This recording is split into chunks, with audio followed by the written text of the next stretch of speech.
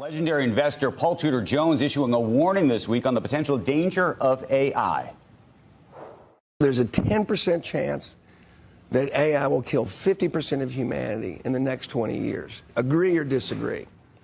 So I'd say the vast majority of the room moved to the disagree side. I had just heard Joe Rogan and Elon Musk 2 months ago, where Elon Musk said, there's only a 20% chance that AI can annihilate humanity. Now I know why he wants to go to Mars. What if I told you the US government may be sitting on trillions in fraud and AI is about to expose it? Palantir co-founder Joe Lonsdale just dropped a bombshell on live TV. Check this video out. Joining us right now, talk about AI and much more is Palantir co-founder and 8 VC founding partner Joe Lonsdale. Are you in the 10% camp? No, actually, I was at the same gathering that Paul was at. Paul was a friend of mine. But I think, as you noted, I think the vast majority of the people don't think that's going to happen. It's very funny, Andrew, because I'm here in town, and you're debating with the private equity and other guys about AI, and a lot of them are saying, it's not even having a big enough effect to affect margins, and I think it will. And then all the way over here, it's actually so good that it's going to kill everyone. And I think it's probably somewhere in the middle where it is going to have a big impact. I'm not as worried about that. What this shows is just how polarized the conversation around AI has become.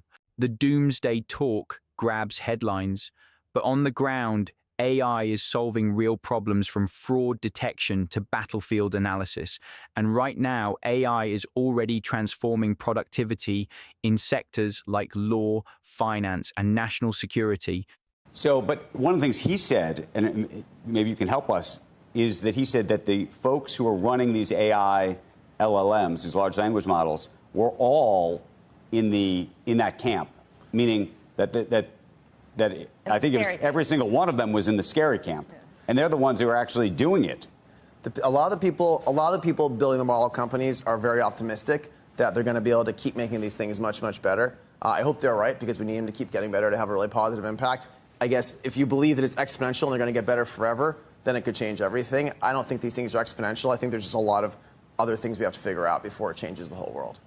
Isn't it possible that we could hit the singularity with AI and we could all live forever instead of all dying? Isn't there a half full side of things? I don't think singularity is really how it's going to work. I don't think the world just goes in exponentials and completely changes. I think there's more like S's. What about so you get something sort of a hybrid, I don't know. We've been thinking about if it's part hardware and part software on a human being. Listen, the bio world right now, we're figuring out a lot of stuff about aging, and AI is probably going to be a big help there.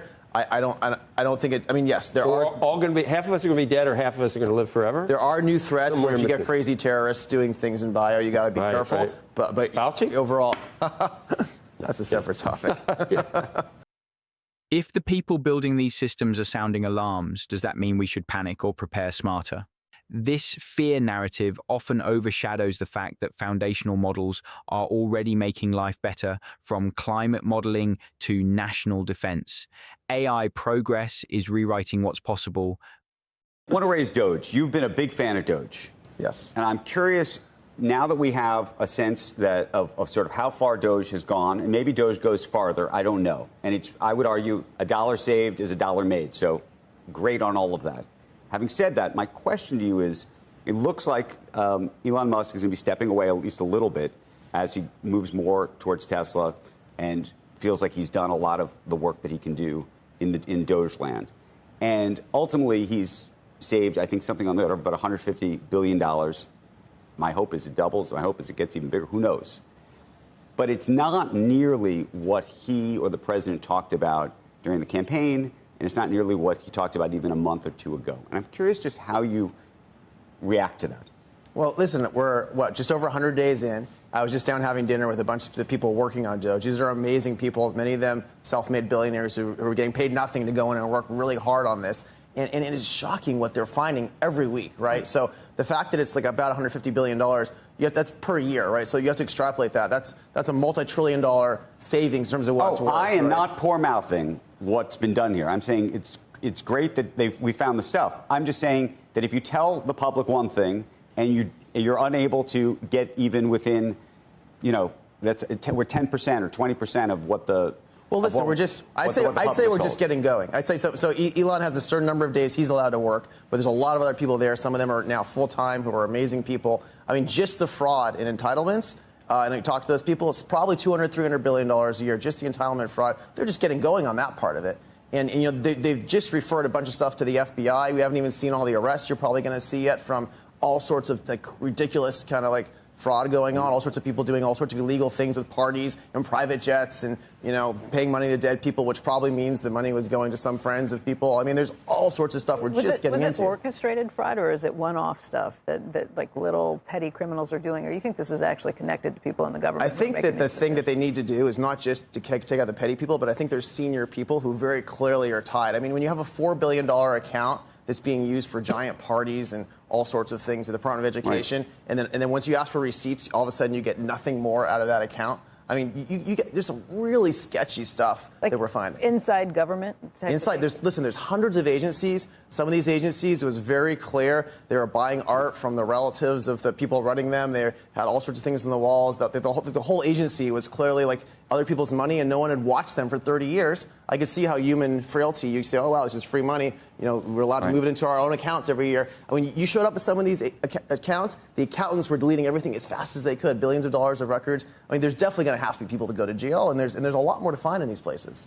What happens when sunlight finally hits the darkest corners of bloated bureaucracy? This isn't just about waste, it's about decades of unchecked power and zero accountability. If we're already finding $150 billion in fraud this early, what else has been hiding? The fact that the accountants were deleting billions in real time says everything. This isn't cleanup, it's excavation.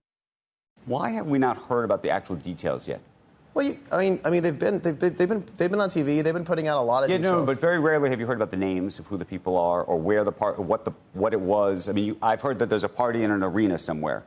I have no idea what the party in the arena was, what arena, was it, who were the people who did it. I mean, don't you want to know these things? I'm really eager to see the DOJ take action. I think the way that the FBI works, even when it's run extremely well, is it sometimes takes a few months to take action. I would like them to hurry up as well. I think it's really important for the American people to see some arrests here. Right. What about, so the other piece on Doge, though, is that about half of it, more than half of it, has not been fully itemized, right? So you can go on the website, you still don't know what a whole bunch of it is.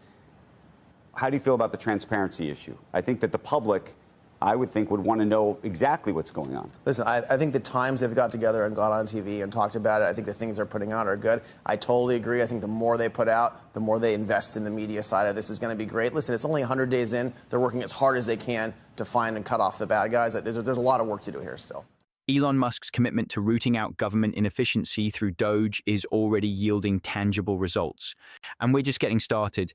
The exposure of hundreds of billions in fraud, from fake entitlements to luxury spending under the radar, shows how deeply broken the system really is. Musk didn't just talk about draining the swamp, he's engineering the tools to actually do it. If Doge keeps this momentum, we could be witnessing the most serious cleanup of government waste in modern history.